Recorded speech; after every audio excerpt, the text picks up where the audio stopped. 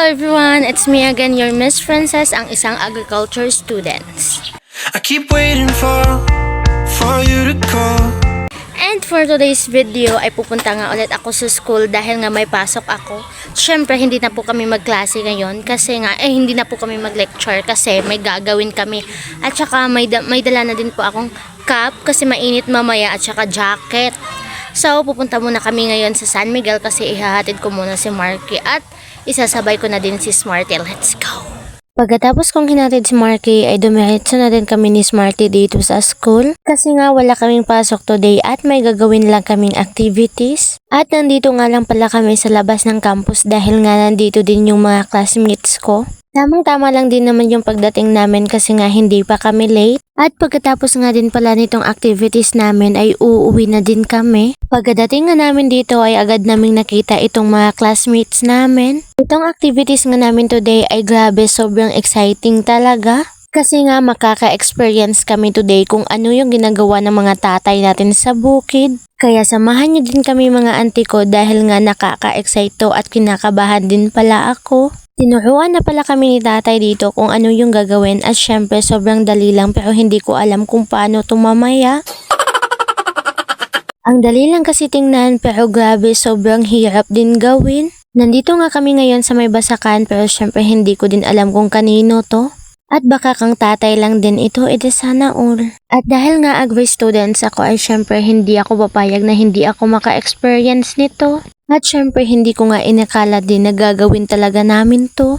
Kasi nga ang akala ko ay joke-joke lang yun pero hindi pala.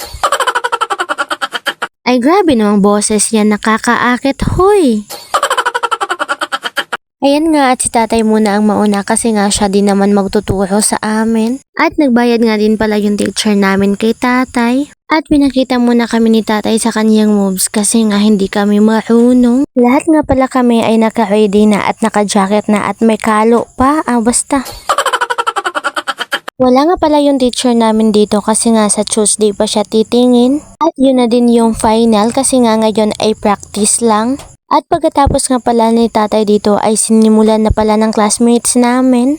Ayan na nga lumapit na siya kay tatay para palitan si tatay. Siya nga pala ang unang sumubok at hindi ko siya kilala kasi nga bago pa lang ako sa Section B. Section B kasi ang nauna ngayon kasi nga bukas pa yung Section A. Madami din kasi kami at baka hindi kami ma-handle lahat ni tatay. At sa mga oras na to ay grabe sobrang init na talaga at mabuti na lang may jacket ako dito. At unti-unti na din pala akong kinakabahan dyan.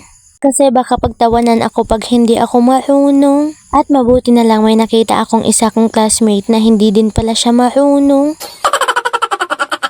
Wala pa nga kaming confidence dyan para sumubok kaya mamaya na lang kami. Yung feeling na gusto mo nang sumubok pero parang ayaw. Sabi pa nga ni Smarty dito ay grabe sobrang excited niya daw pero ako kinakabahan talaga. Sino ba naman kasi ang hindi kakabahan kung first timer ka? At dahil nga gusto ko nang umuwi kasi nga may lakad pa ako kaya susubok na talaga ako. Pero nakakahiya nga din pala mag-insert kasi nga hindi ko pa ka-close yung section B. Ayan nga at hindi tayo sexy for today's video kasi nga may gagawin tayo. Sisisid tayo ngayon sa putikan. And that's it for today's video. Adto na mi, amping. Bye mo.